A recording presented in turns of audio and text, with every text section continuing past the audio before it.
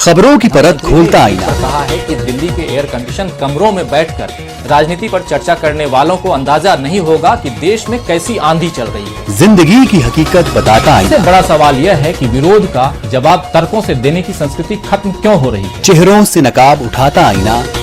वाकई आज पत्रकार डर में रहकर काम कर रहे हैं। खुद को राजनेताओं के हाथों की कठपुतली बनने देने के लिए क्या पत्रकार स्वयं जिम्मेदार सच का चेहरा दिखाता आईना। हर नेता शॉर्टकट तलाश रहा है, बदजुबानी इसी का कुफल है। घूमता हुआ आईना, राजीव रंजन श्रीवास्तव के साथ।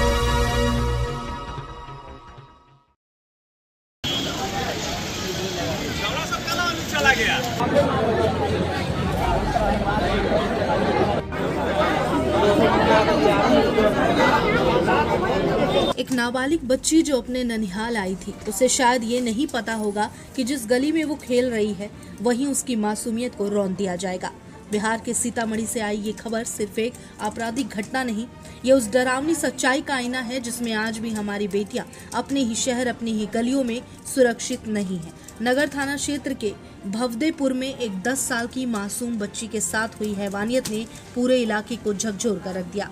बताया जा रहा है कि बच्ची देर शाम अपनी नानी के घर जा रही थी। रास्ता वही था, मोहल्ला वही था, लोग भी अपने ही थे। लेकिन इसी बीच नशे में धुत एक युवक ने इंसानियत की सारी हदें पार कर दी और बच्ची को अपनी हवस का शिकार बना डाला। घटना को अंजाम देने के बाद आरोपी मौके से फरार हो गया और यहीं से लोगों का गुस्सा फूट पड़ा। स्थानीय लोग सड़कों पर उतर आए, बीच सड़क पर टायर जलाए गए, आगजनी हुई, विरोध प्रदर्शन शुरू किया गया। लोगों का कहना है कि अब सिर्फ गिरफ्तारी नहीं बल्कि आरोपी को स्पीडी ट्रायल के जरिए फांसी की सजा मिलनी चाहिए। सोचिए कि एक 10 साल की बच्ची जिस उम्र में बच्चों को स्कूल, खेल और सपनों की दुनिया में होना चाहिए, उस उम्र में उसे अस्पताल के बेड पर दर्द और डर के साथ जिंदगी से लड़ना पड़ रहा है। पीड़िता को इलाज के लिए अस्पताल में भर्ती कराया गया है, जहां उसकी हालत फिलहाल स्थिर बताई जा रही है। वहीं मामले की गंभीरता को देखते हुए पुलिस ने आरोपी के माता पिता को हिरासत में लिया और गिरफ्तारी के लिए विशेष छापेमारी टीम का गठन किया। इलाके में भारी पुलिस बल तैनात है और अधिकारियों ने लोगों को निष्पक्ष जांच और त्वरित कार्रवाई का भरोसा दिलाया है। लेकिन सवाल अब भी वही है कि क्या हर बार किसी मासूम के साथ दरिंदगी होने के बाद ही सिस्टम जागेगा? क्या हर बार लोगों को सड़क पर उतरकर आगजनी करनी पड़ेगी तब जाकर कार्रवाई होगी?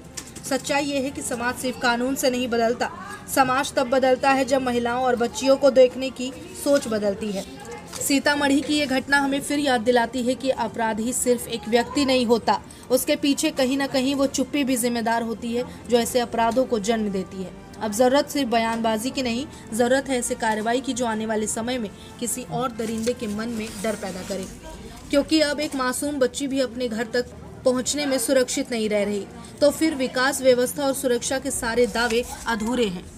अधिकारियों ने प्रदर्शन कर रहे लोगों को निष्पक्ष जांच और त्वरित कार्रवाई का आश्वासन देकर शांत कराने का प्रयास किया है। फिलहाल इलाके में तनावपूर्ण शांति बनी हुई है।